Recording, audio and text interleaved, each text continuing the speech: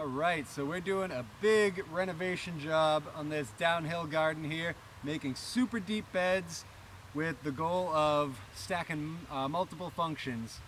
Generating their own compost through the years from the walkways, raising these up for just rich deep beds, better drainage, eliminating weeds all around the edges in the interior, and slowing down water and letting it really infiltrate from this hillside here. So let's go take a look at some of the things we're doing. So I'm in the walkway of two beds that we've completed. It's tough to see. This is about 1.5 feet of mulch material. So what we did first is we dug down this entire walkway because there's no sense having rich soil under your feet where the walkways are. So we'll dig this up. We'll throw it on top of the beds next to them to really build those up. So it's a double deep bed, and then we'll fill this trench with leaves or straw. Through the years, that'll break down and compost. So when we want to enrich these beds, all we have to do is dig our walkways up, put it on the beds, and refill it. We'll do that here on this third bed.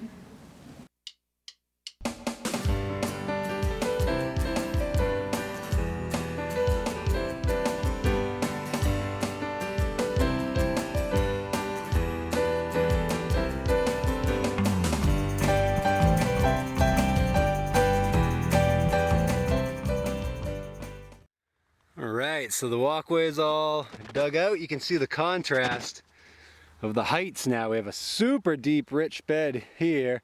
So instead of walking on rich soil, we've now dug down and we'll fill this whole trench with free-falling leaves that we get from landscapers and the neighbors. And it'll look like that monstrous bed right there. So instead of walking all over your rich soil, put it where your plants are going to use it. Another thing too that you're not really going to see in this, but with the deep trenches filled with mulch that I talked about, that's also really going to help. We're on a hillside here where during the winter when snow melts or during a heavy rain, the water really comes rushing down here. So what we're trying to do is slow it down rather than just barrel through and wash all this out. So in this foot deep trench, that'll act as the first line of defense. Water comes rushing down, it'll hit this loose mulch and actually fall into the trench, be able to slowly disperse rather than just rushing over the top. We've had washouts in the past where it's taken mulch and compost and just swept it away. So that'll be the first line of defense here. Probably even you can see where we've already started doing that with our perennial system where it's steeper, where it levels out a bit more with the annual part. That's really going to come in handy. And then you have all this mulch to just soak it all up and act like a sponge so these beds can tap into this and wick some of that moisture to them.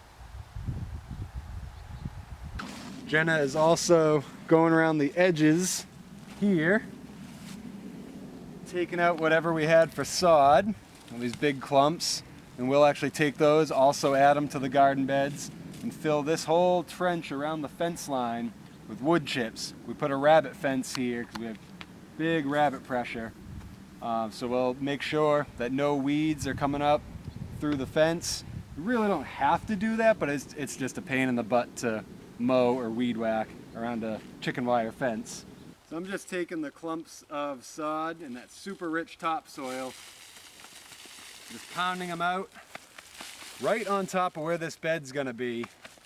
And you can see I'm actually doing it on top of the existing mulch. In this case it's straw. If there wasn't any there, I'd put some leaves down. And that's definitely by design. So we have this rich soil underneath that's gonna be where the garden bed already was. You have the mulch layer, and then by putting all of this, it'll be about 8 inches of compost and soil on top. This is just going to decompose in the middle, act as a massive carbon sponge that'll slowly break down. It'll hold water and nutrients and make this an incredibly rich bed. So we essentially have 2 garden beds with a layer of carbon in the middle of them. And then of course we mulch the whole shebang. So it's an amazing way to build up incredibly deep soils. In a year or two, you can even then come and do big flipping over to mix everything together And we've used it in the past. I'll link to a video here. We did that in a big up top garden area, and it worked out great this year. So mimicking that down here. Obviously we're not putting the roots in because they'll just regrow in the soil, but I love to hold on to these. You can use it as mulch later after they've died back, or in the beds we've already finished. Sometimes I'll just pile them on top. They'll keep the leaves from blowing away.